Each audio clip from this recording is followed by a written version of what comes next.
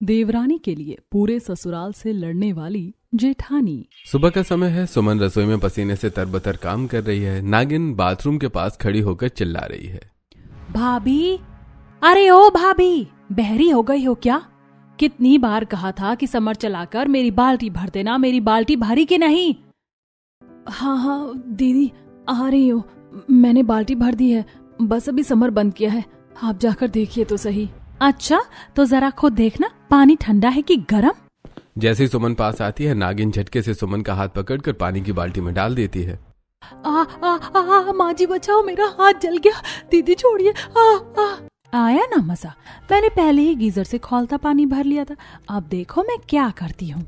सुमन की आवाज सुनकर पूरा परिवार कमरे में आता है। नागिन तुरंत सुमन का हाथ छोड़कर खुद जोर जोर से रोने लगती है। भैया देखो, माँ देखो, ये चुड़ैल मुझे जिंदा जलाना चाहती है, देखो कितना गर्म पानी भरा है इसने, और मेरा हाथ अंदर डाल रही थी। तेरी इतनी हिम्मत, कल मुंही करम जली कुल्टा, मेरी फूल जैसी बेटी को जलाएगी, ले। क्रांति देवी दे दनादन सुमन को चांटे मारने लगती हैं। वो अपने लाल हाथ को पकड़कर रो रही है। माँ जी मेरा यकीन कीजिए, मैंने ठंडा पानी भरा था, पता नहीं गर्म कैसे हो गया।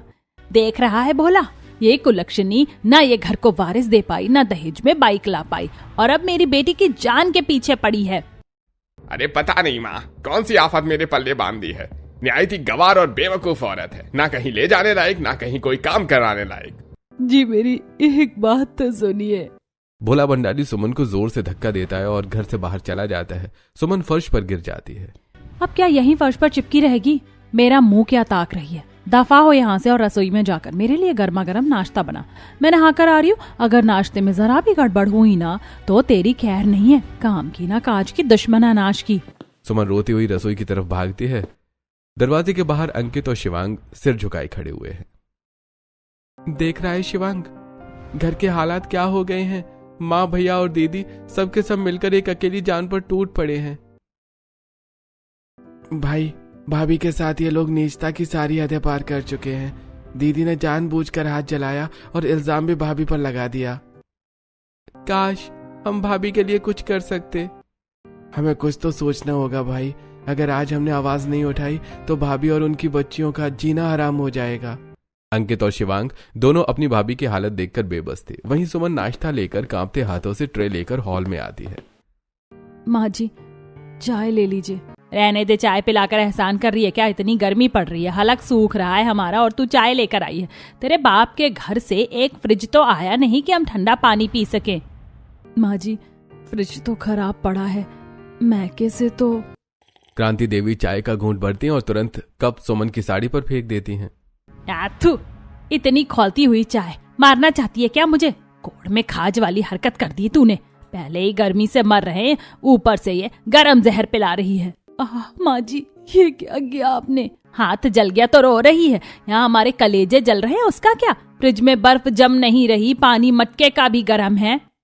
अरे माँ, आप क्यों इतना गुस्सा कर रही हैं? भाभी का क्या कसूर? अगर फ्रिज खराब है, हमारे घर में किस चीज की कमी है? चलिए मैं और भैया जाकर आज ही नया फ्रिज ले आते हैं। और रईस की औलाद, तू लेकर आएगा फ्रिज? बाप के पैसों पर ऐश कर रहा है और बातें बड़ी बड़ी। पहले खुद 4 पैसे कमाना सीख, फिर अपनी इस लाडली भाभी के नखरे उठाना।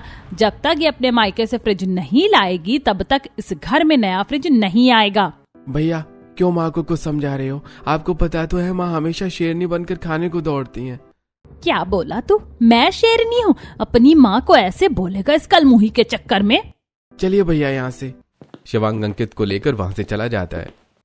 खड़ी खड़ी क्या अपना थोबड़ा देख रही है? जा जाकर बाकी घर का काम पूरा कर। पूरा घर कबाड़ बना दिया है, काम की ना काज की, दुश्मन अनाज की। माँ आप जाओ, मैं पोछा लगा देती हूँ। चल रिद्धि बाल्टी लेकर आ। सिद्धि झुककर फर्श साफ करने लगती है। तभी क्रांति देवी आती है और सिद्धि की कमर पर जोर से लात मार देती है। ऐसे पोछेगी? अभी यहाँ मक्खियाँ भिन भिनाने लगेंगी। जा फिनाइल डाल। जी दादी मैं लेकर आती हूँ फिनाइल, आप दीदी को मत मारो। अरे देखो तो सही, इस कुलक्षणी ने लड़कियों को कैसी पट्टी पढ़ाई है। एक को कुछ कहो तो तीनों की तीनों सर पर चढ़ जाती हैं, जैसे मुझे कच्चा ही खा जाएंगी। अरे भगवान, सुबह सुबह थोड़ा चुप भी हो जाया करो, कितनी भौंकती हो। ए जी, तुम तो चुप ही रहो। तुम्हारे पास सुड़क सुड़क चाय पीने और अखबार पढ़ने के अलावा कोई काम तो है नहीं। मल्होत्रा जी से बात हुई कि नहीं? अरे वो थोड़ा धीरे बोलो, कहीं वो सुन ना ले। सुन लेगी तो क्या मेरा सिर काट लेगी? सुन लेने दो। अपने मायके से ना ढंग का दहेज लाई, ना कोई लड़का पैदा कर पाई। अब मैं अपने लड़के की दूसरी शादी करूंगी। सुमन दरवाजे के पीछे खड़ी ये सब सुन लेती है और उसकी आंखों से आंसू बहने लगते हैं। लेकिन माँ जी, ये आप क्या कह रही हैं? दूसरी शादी? तू बड़ों के बीच में कान लगा रही है। चल निकल यहाँ से। अरे मेरी बात हो गई है। मल्होत्रा जी की लड़की 1 हफ्ते में अमेरिका से आ जाएगी, फिर हम भोला की मुलाकात करवाएंगे। हाँ, और 20 लाख रुपए दहेज मिलेगा। फिर देखना हमारी ठाट बाट। इस कलमुही से तो अब पीछा छुड़ाना ही पड़ेगा। सुमन बेबस होकर अपनी बच्चियों को गले लगा लेती है। अगले दिन की सुबह सुमन रसोई में पसीने से तरबतर होकर कचौड़ियां तल रही है। दूसरी तरफ कमरे में भोला तैयार हो रहा है और अपनी शर्ट ढूंढ रहा है। अरे ओ सुमन, मेरी सफेद शर्ट प्रेस हुई है कि नहीं हुई है? कल से बोल रखा है, ऑफिस के लिए देर हो रही है। जी बस अभी आई, बस लेकर आई आपकी शर्ट। सुमन भागती हुई कमरे में आती है और अलमारी से प्रेस की हुई शर्ट निकालकर भोला को देती है। भोला जैसे ही शर्ट खोलता है, शर्ट के बीचों बीच एक बड़ा सा जलने का छेद दिखाई देता है। ये क्या है? ये किसने किया? ये शर्ट किसने जलाई? सुमन, ये तूने प्रेस की थी ना? जी, मैंने तो बहुत ध्यान से प्रेस की थी। ये छेद यहाँ कैसे आया? कल तो ये ठीक थी। और किसने जलाई होगी भैया? भाभी के अलावा आपके कपड़ों को हाथ ही कौन लगाता है? हाँ भाभी, भैया कितनी महंगी शर्ट जला दी। ये तो वही है ना जो माँ ने जन्मदिन पर दी थी। नहीं दीदी, मैंने नहीं जलाई, मुझे तो पता भी नहीं। भैया, ये ना माँ की दी हुई हर चीज से नफरत करती है। ये जानबूझकर माँ की दी निशानी जला रही है ताकि आपको माँ से दूर कर सके। कैसी औरत हो भाभी तुम? तेरी इतनी हिम्मत, चुड़ैल कलमुही कहीं की। वैसे भी तू कहीं के ले जाने लायक नहीं है। किसी के सामने खड़ा करूं तो मुझे शर्म आती है। न पढ़ना आता है, न लिखना आता है। अब तुझसे घर के काम भी नहीं होते। अरे भैया शांत हो जाओ, क्यों अपना खून जला रहे हो उसके पीछे? लो गरम गरम कचौड़ी खाओ, मैंने अपने हाथों से बनाई है आपके लिए। भोला गुस्से में सुमन को धक्का देता है और कचौड़ी खाने लगता है। वाह, कचौड़ी तो बहुत लाजवाब बनी है। नागिन, ये तूने बनाई? और कौन बनाएगा भैया? आपकी बहन के अलावा इस घर में हाथ हिलाता ही कौन है? ये तो बस अपनी इन तीनों पनौतियों को लेकर बैठी रहती है। दुष्ट, तू क्या यहाँ बस मुफ्त की रोटियां तोड़ रही है और मेरी बहन से काम करवा रही है? सुमन अपनी बच्चियों की तरफ देखकर चुप हो जाती है। अब 1 हफ्ता बीत चुका है। भोला अच्छे कपड़े पहनकर घर लौट रहा है। आ गया मेरा लाडला। बता बेटा, कैसी लगी मल्होत्रा जी की बिटिया? अरे माँ, क्या बताऊं, वो तो एकदम अप्सरा है। कितनी स्टाइलिश है। चलने का तरीका, बैठने का सलीका, बात करने का तरीका, सब एकदम टॉप क्लास। अरे उसके बाप के बारे में क्या बात पक्की समझे? क्यों नहीं होगी? पूरे 20 लाख रुपए नकद दहेज देंगे वो। भोला बेटा, अगर तेरी उससे शादी हो गई ना तो हम लखपति बन जाएंगे। सच में माँ? 20 लाख? लेकिन माँ, इस सुमन का क्या करेंगे? इसे रास्ते से कैसे हटाएंगे? तो उसकी चिंता मत कर, मैंने सब सोच लिया है। बस 1-2 दिन रुक, उसे ऐसी लात मार कर निकालूंगी कि अपनी 3 पनौतियों के साथ दर दर की ठोकरें खाएगी। सुमन के देवर सारी बातें सुनकर एक दूसरे की तरफ देख रहे हैं। शिवांग, सुना है तूने? ये लोग भैया की दूसरी शादी के लिए भाभी को घर से निकालने की साजिश रच रहे हैं, वो भी सिर्फ 20 लाख रुपए के लिए। भाई, ये तो अनर्थ है। हमारे घर वाले कितने गिर सकते हैं, मैंने सपने में भी नहीं सोचा था। हम ये नहीं होने देंगे। हमें कुछ न कुछ करके इन सबको सबक सिखाना ही पड़ेगा। अगले दिन सुबह नागिन चुपके से रसोई में जाती है। दूध के पतीले से मोटी मलाई उतार कर मजे से खा रही है। फिर जानबूझकर थोड़ा सा दूध फर्श पर गिरा देती है और शोर मचाती है। माँ, भैया जरा देखो तो इस मलाई चोर को। क्या हुआ लाडो, क्यों गला फाड़ रही है? देखो ना माँ, तभी मैं कहूँ कि हमें चाय इतनी पतली क्यों मिलती है? भाभी सारा मलाई वाला दूध खुद पी जाती है, चोर कहीं की। नहीं माँ जी, मैंने तो मलाई छुई तक नहीं। अच्छा, तो क्या मैंने मलाई खाई? माँ देखो, चोरी और ऊपर से सीना जोरी। करमजली कल्टा कलमोही, अभी तक तो तू हमारी छाती पर मूंग दल रही थी, अब चोरी भी करेगी? क्रांति देवी फिर से एक बार सुमन को चांटा मारती है और गुस्से में बड़बड़ाती हुई रसोई से चली जाती है। वहीं दूसरी तरफ नागिन चुपके से भोला के पर्स से 100 का नोट निकालती है और सुमन को बड़ी बेटी सिद्धि के हाथ में थमा देती है। ले लाडो, ये ले पैसे, जा अपनी बहनों के साथ जाकर ढेर सारी चॉकलेट और चीज ले आ। बच्चियां खुश होकर बाहर से सामान ले आती हैं। तभी नागिन भोला को हाथ पकड़कर बाहर ले आती है। भैया देखो देखो अपनी लाडलियों को, हाथ में क्या है इनके? 100 रुपए का नोट। भाभी शर्म नहीं आती आपको? बच्चों को चोरी करना सिखा रही हो। मेरा 100 रुपए का नोट गायब है। सुमन, तेरी इतनी हिम्मत, तूने मेरे पास से पैसे चुराए? नहीं जी, मैंने पैसे नहीं लिए। झूठ, सफेद झूठ बोल रही है भैया। एक तो ये 3 मनहूस पैदा कर दिए, ऊपर से उन्हें घर में डकैती डालना सिखा रही है। कल मोही हमारे घर को लूट लेगी तू, तेरे हाथ काट देने चाहिए। तू कहीं जाकर मर क्यों नहीं जाती? क्रांति देवी फिर से सुमन के ऊपर थप्पड़ों की बारिश कर देती हैं। यार अंकित, समझ में नहीं आ रहा है, 2 दिन से माँ और दीदी के अत्याचार ज्यादा ही नहीं बढ़ गए हैं? भैया मुझे तो कुछ दाल में काला लग रहा है, ये दोनों मिलकर जरूर कुछ न कुछ बहुत बड़ा करने वाली हैं। अंकित और शिवांग दोनों को अपनी माँ और बहन पर शक होता है और अगले दिन की सुबह क्रांति देवी अचानक सोफे पर हाथ पैर पटकने लगती है। नागिन उनके पास बैठकर छाती पीट रही है। हाय राम, मैं तो मर गई रे, कोई बचाओ, मेरा जी घबरा रहा है, चक्कर आ रहे हैं। हे भगवान, मेरा ब्लड प्रेशर बढ़ गया है। हाय राम, माँ को क्या हो गया? माँ आंखें खोलो। अरे ओ कल मोही खड़ी खड़ी क्या तमाशा देख रही है? जाकर फ्रिज से ठंडा पानी लेकर आ, माँ की घबराहट बढ़ रही है। जी दीदी, अभी लाती हूँ। सुमन रसोई में भागती है और फ्रिज से पानी लेकर आती है। लीजिए माँ जी, पानी पीजिए। तू मुझे मारना चाहती, इतना खौलता हुआ पानी पिलाएगी इस हालत में? तू चाहती है मेरा दम निकल जाए? चाहे यहाँ से नास पीटी, अगर आज मेरी माँ को कुछ भी हुआ ना तो तुझे कच्चा चबा जाऊंगी। अपने मायके से एक फ्रिज नहीं ला सकती तू? दीदी, मेरे माँ बाप के पास तो खाने को नहीं है, वो फ्रिज कहाँ से देंगे? इसीलिए तो हमने भैया की शादी तुझसे की थी। ना दहेज दिया ना फ्रिज, बस 3 पनौतियां लाकर खड़ी कर दी। दीदी, शादी में पापा ने 5 लाख रुपए दिए तो थे।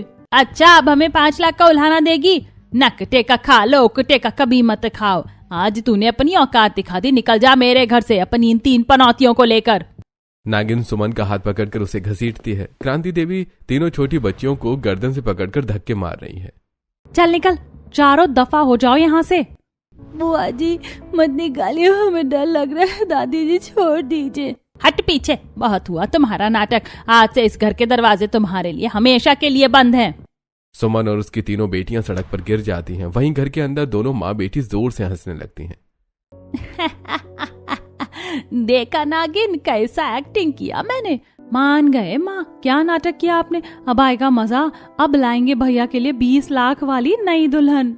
माँ देखो, दादी तो बिल्कुल ठीक है। देख लिया बेटा, देख लिया, इस घर में अब हमारी जगह नहीं, सिर्फ लालच की जगह। चलो यहाँ से। सुमन को निकालने के बाद शाम के समय नागिन और क्रांति देवी सोफे पर बैठकर बातें कर रही हैं। माँ, ये अंकित और शिवांग कहाँ मर गए जाकर? कहीं अपनी उस प्यारी भाभी के पीछे पीछे तो नहीं चले गए? अगर उसके पीछे गए होंगे तो इस घर की दहलीज दोबारा पार नहीं करने दूंगी। तभी अंकित और शिवांग घर में दाखिल होते हैं। उनके पीछे 2 लड़कियां हैं जिनका चेहरा घूंघट में है। माँ, हम आ गए। क्या बातें चल रही थी हमारे बारे में? आ गए? कहाँ मर गए थे तुम दोनों? अरे नहीं दीदी, हम तो आपके और माँ के लिए एक बहुत बड़ा सरप्राइज लेने गए थे। गिफ्ट? ला दिखा, क्या गिफ्ट लाए हो? और मेरे लिए क्या लाए हो? श्रद्धा, कीर्ति, जरा अंदर आओ तो। देखो, माँ और दीदी तुम्हारा इंतजार कर रही हैं। श्रद्धा और कीर्ति घूंघट उठाए अंदर आती हैं। दोनों ने भारी साड़ियां पहनी हैं, गले में वरमाला है, हाथों में चूड़ियां, मांग में सिंदूर और गले में मंगलसूत्र है। ये क्या गोल खिला कर आए हो तुम दोनों? ये लड़कियां कौन है और ये गले में माला? तुम दोनों ने शादी कर ली? अरे क्या हो गया भाग्यवान, क्यों चिल्ला रही हो? ओ तेरी, ये क्या देख रहा हूं मैं? देखो जी, अपने इन सपूतों को देखो, हमारा सीधा 40 लाख का नुकसान करवा दिया इन्होंने। माँ, हमने क्या किया? अरे कमबख्त, तो तुम्हारी शादी कहीं और करते तो कम से कम 20-20 लाख का दहेज तो ले लेते। 40 लाख पर पानी फेर दिया तुम दोनों ने। सच में माँ, भैया भोला ही सबसे अच्छे हैं। कम से कम वो दोबारा शादी करके 20 लाख तो ला रहे हैं। क्या भैया दोबारा शादी कर रहे हैं? पर उनकी तो शादी हो चुकी है ना? हो गई थी, पर अब वो आजाद है। हमने उस कलमुही को घर से धक्के मार कर निकाल दिया है। क्रांति देवी और लालची राम पैसों के नुकसान की बात कर रहे हैं। श्रद्धा और कीर्ति एक दूसरे को देखकर मुस्कुराती हैं। मम्मी जी, हम नई बहू हैं, स्वागत नहीं करोगे हमारा? अरे जा, वैसे ही इन दोनों कुलक्षणों ने बेड़ा गर्क कर दिया, अब क्या मेरी जान लोगी? अरे मम्मी जी, जान क्यों लेंगे, बस गृह प्रवेश करवाएंगे। करती हैं या नहीं, या दिखाएं हम अपना बहुपना? ए लड़की, अपनी जुबान संभाल, अभी एक हाथ पड़ा ना तो सारी हेकड़ी निकल जाएगी। जैसे ही लालची राम हाथ उठाने के लिए आगे बढ़ता है, श्रद्धा झटके से पीछे कर देती है। ससुर जी, हाथ उठाने की गलती दोबारा मत करना। हम कोई अबला नारी नहीं है, जूडो कराटे में ब्लैक बेल्ट है हम दोनों। अगर दोबारा हाथ उठा तो आपकी वो हालत करेंगे कि 7 पुश्ते याद रखेंगी। अरे तुम अपने ससुर पर हाथ उठाओगी, बदतमीज लड़कियां। मम्मी जी, अगर आप ये सोच रही हैं कि हम आपसे पिटेंगे तो ये गलतफहमी दिमाग से निकाल दीजिए। भाग्यवान, ये कहां से उठा लाई है दोनों? चलो यहाँ से, ये लड़कियां तो पागल है। देख लूंगी, तुम दोनों को इस घर में रहना है तो मेरी उंगलियों पर नाचना होगा। सास और ससुर गुस्से में बड़बड़ाते हुए अपने कमरे की तरफ भागते हैं। चारों एक दूसरे को देखकर हाथ मिलाते हैं। मान गए तुम दोनों को, पहले ही बॉल पर छक्का मार दिया। माँ और बाबूजी की तो बोलती ही बंद हो गई। अंकित, ये तो बस शुरुआत है, इन्हें तो अभी बहुत कुछ झेलना बाकी है। सही कहा, अब असली बदला शुरू होगा। अगले दिन की सुबह नागिन तौलिया लेकर अपने अकड़ में बाथरूम की तरफ आ रही है। अरे दीदी, आप नहाने जा रही हैं? रुकिए, हमने आपके लिए पहले से ही बाल्टी भरकर रख दी है। बड़ी जल्दी समझ आ गई तुम्हें मेरी पसंद। ठंडा पानी भरा है ना, मुझे गर्मी में गर्म पानी बिल्कुल पसंद नहीं। अरे दीदी, आप खुद चेक कर लीजिए ना, देखो तो जरा। श्रद्धा और कीर्ति मिलकर नागिन का हाथ जबरदस्ती खोलते हुए पानी में डाल देती हैं। मर गई, जला दिया, छोड़ो मेरा हाथ, ये खोलता हुआ पानी है। माँ भैया बचाओ। क्या हुआ दीदी, जल रहा है? दर्द हो रहा है? नागिन अपना लाल पड़ा हुआ हाथ पकड़कर रोते हुए हॉल में भागती है, जहाँ क्रांति देवी और लालची राम बैठे हैं।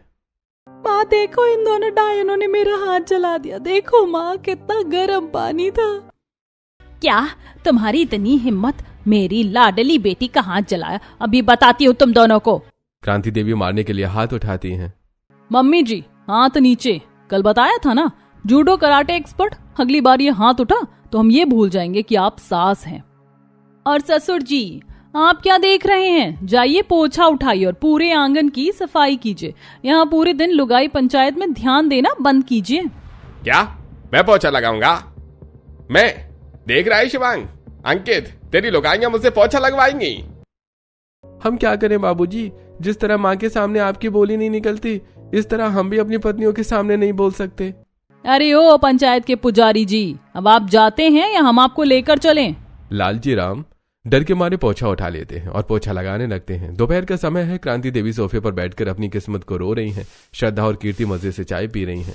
अरे ससुर जी, ये क्या कोना कोना छोड़ रहे हैं? ठीक से झाड़ू लगाइए। आप यहाँ बैठकर दिन भर पंचायत करते हैं ना, अब थोड़ा हाथ पैर भी चलाइए। अरे बहुत थक गया हूँ, अरे थोड़ा आराम तो कर लेने दो। आराम हराम है ससुर जी। ये लीजिए राशन की लंबी लिस्ट और ये झोला, पैदल जाइए और सारा सामान लेकर आइए। तुम लोग मेरे पति को नौकर बना रही हो। मम्मी जी, बुढ़ापे में अगर हाथ पैर ना चले तो जाम हो जाते हैं, है ना? और हाँ, श्रद्धा बात करते करते अचानक अपनी चाय क्रांति देवी की गोदी में गिरा देती है। हाय राम, जला दिया मेरी साड़ी। अरे मम्मी जी, खड़ी खड़ी क्या देख रही हैं? जाइए जाकर कपड़े धोइए, सफाई पूरी बाकी पड़ी है। क्या कहा तूने? धोने जाओ कपड़े? ठिकाने पर तो है दिमाग। आप नहीं तो कौन मम्मी जी? है कौन इधर?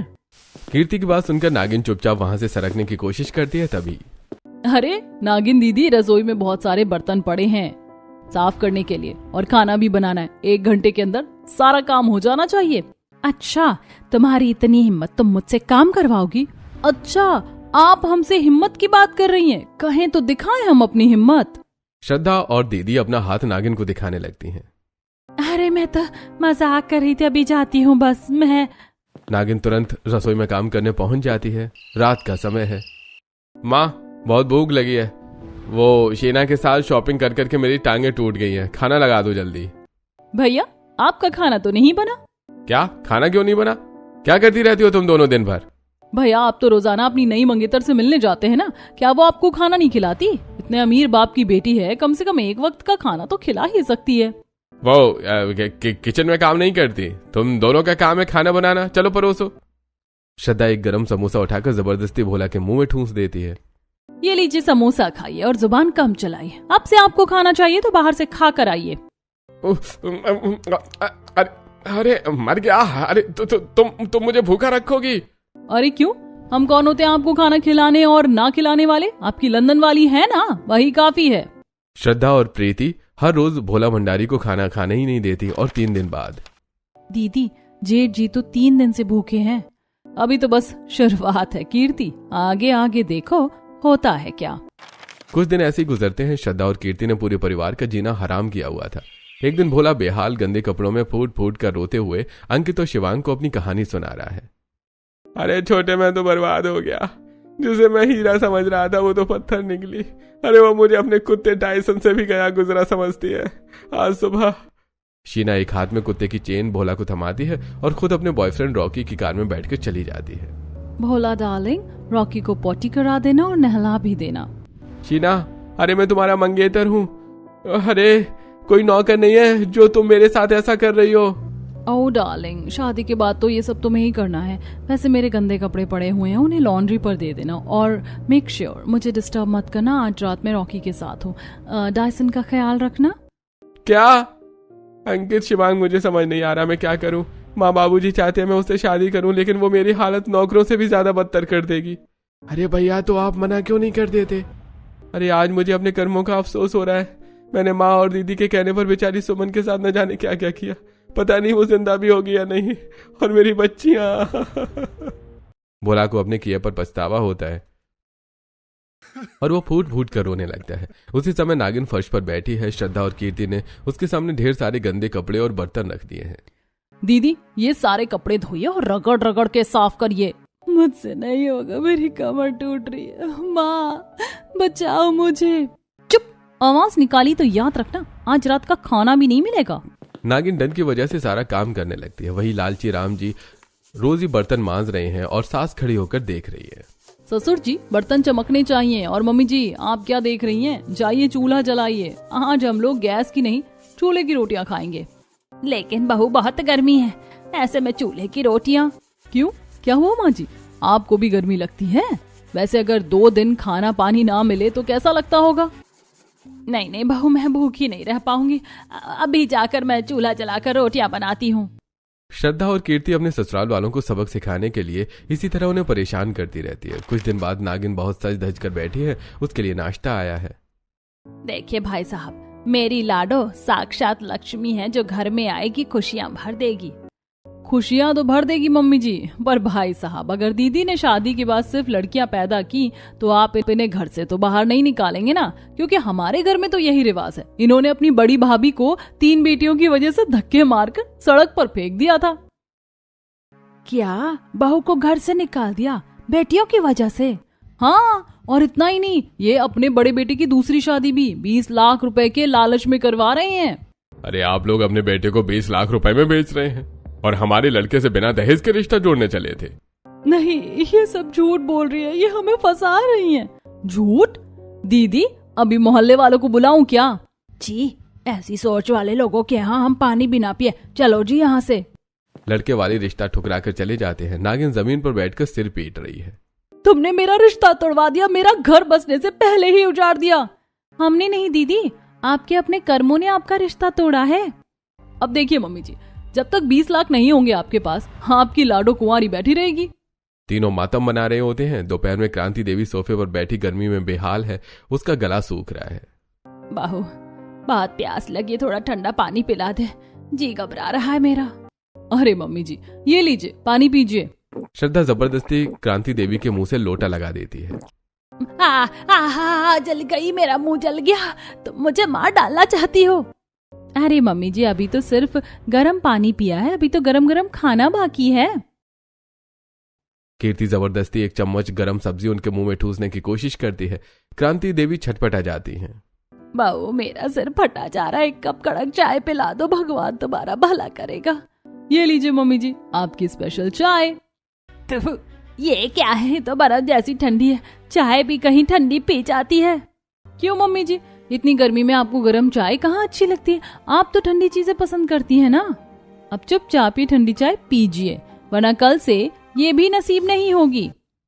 मुझे माफ कर दो, मैं समझ गई ये सब मेरे पापों का फल है। तभी भोला घर के अंदर लड़खड़ाते हुए आता है। उसके गाल पर थप्पड़ का लाल निशान है। वो बुरी तरह से रो रहा है। अरे माँ, मैं तो कहीं मुंह दिखाने लायक नहीं रहा।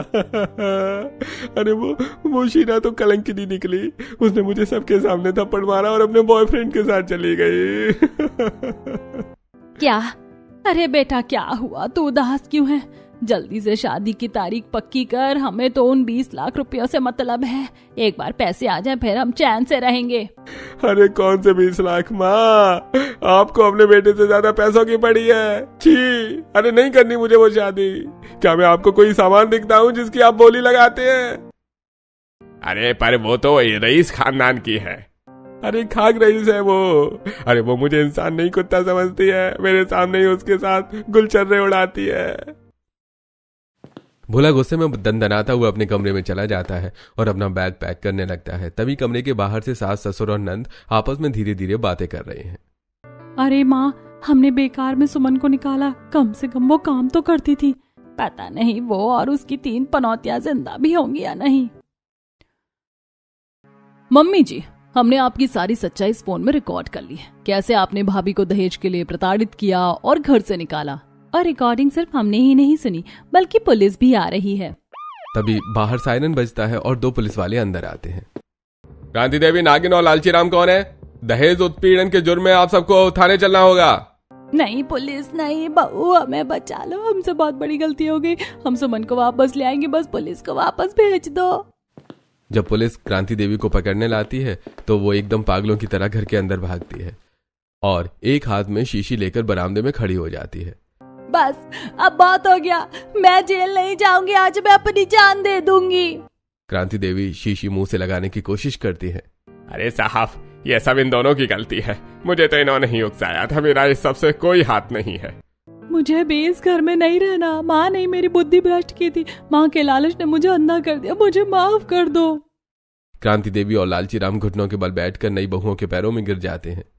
हमारे पैर में गिरकर क्या होगा मम्मी जी? अगर असलियत में पछतावा है तो उनके पैरों में गिरिए जिनका घर आपने उजाड़ा है। भाभी आप अंदर आ जाइए। सुमन अपनी 3 बेटियों के साथ अंदर आती है। भोला उन्हें देखते ही उनके पैरों में गिर जाता है। सुमन मुझे माफ कर दो, मैं उस 20 लाख की चकाचौंध में अंधा हो गया था। माँ, बाबूजी, आपने मुझे जिस लड़की के हाथों बेचना चाहा था वो मुझे इंसान तक नहीं समझती थी। जब से तुम गई थी मुझे एक वक्त का खाना तक नसीब नहीं हुआ। अब मैं इस घर में नहीं रहूंगा। सुमन चलो, अब हम अपना अलग घर बसाएंगे। माँ, अब बहुत देर हो चुकी है, हम दोनों भी ये घर छोड़कर जा रहे हैं। हमें ऐसी माँ के साथ नहीं रहना जिसकी वजह से हमारे घर की लक्ष्मी को दर दर की ठोकरें खानी पड़ी। बेटा रुक जाओ, मैं सुधर जाऊंगी, मैं अब कभी लालच नहीं करूंगी। और हाँ मम्मी जी, ये कोई पुलिस नहीं थी, ये सब नाटक था आपकी अकल ठिकाने लगाने के लिए। पर अब आपके बच्चे आपसे अलग रहेंगे ताकि आपको अपनी गलती का एहसास हर रोज हो। उसी समय घर के बाहर एक गाड़ी रुकती है और श्रद्धा और कीर्ति के पिता अंदर आते हैं। अब बहुत हुआ बेटियों, तुम्हारा काम खत्म हुआ, अब ड्रामा बंद करो और अपने घर चलो। कौन है आप और ये लड़कियां आपके साथ क्यों जा रही हैं? मम्मी जी, ये हमारे असली पिता हैं और हम आपकी बहुएं नहीं, आपके बेटों की कॉलेज मेट्स हैं। जब अंकित और शिवांग ने हमें बताया कि आप लोग बड़ी भाभी को दहेज और बेटियों के लिए प्रताड़ित कर रहे हैं तो हमने उनकी मदद करने का फैसला किया। हमने ये नाटक इसलिए रचा ताकि आप लोगों को एहसास हो सके कि आप क्या खो रहे हैं। जैसे ही लड़कियां अपने पिता के साथ बाहर जाने लगती हैं, अंकित और शिवांग दौड़कर उनका हाथ रोक लेते हैं। रुको श्रद्धा, माना कि ये सब एक नाटक से शुरू हुआ था, लेकिन इस दौरान हम सच में तुमसे प्यार करने लगे हैं। क्या तुम सच में मेरी जीवन संगिनी बनोगी? कीर्ति, हम वादा करते हैं कि हम तुम्हें इस घर में नहीं रखेंगे जहां औरतों की इज्जत नहीं होती। हम अलग रहेंगे जहां सिर्फ प्यार और सम्मान हो। मुझे अंकित और शिवांग पर पूरा भरोसा है। अगर मेरी बेटियां राजी हैं तो मुझे कोई ऐतराज नहीं है। तीनों भाई भोला, अंकित और शिवांग अपने अपने बैग लेकर बाहर निकलते हैं। क्रांति देवी, लालची राम और नंद अकेले खड़े रह जाते हैं। माँ जी, आज मेरा मन भर आया है। मुझे दुख नहीं है कि मैं घर छोड़ रही हूँ, मुझे खुशी है कि मुझे ऐसी देवरानियां मिली। सुमन श्रद्धा और कीर्ति के गले लग जाती है। माँ जी, मुझे ऐसी देवरानियां कहाँ मिलेंगी जहाँ देवरानियां अपनी जेठानी का बदला लेने के लिए पूरे ससुराल से भड़ गईं। भगवान ऐसी देवरानियां हर किसी को दे। और क्या आप लोगों के पास भी हैं ऐसी देवरानियां? अगर हाँ तो कमेंट में बताइए। और अगर आप जानना चाहते हैं कि हमारी कहानी में आगे क्या हुआ तो कमेंट में पार्ट 2 जरूर लिखें। तीनों जोड़े अपनी बेटियों को लेकर घर से बाहर निकलते हैं। क्रांति देवी अकेलेपन में फूट फूट कर रोती है।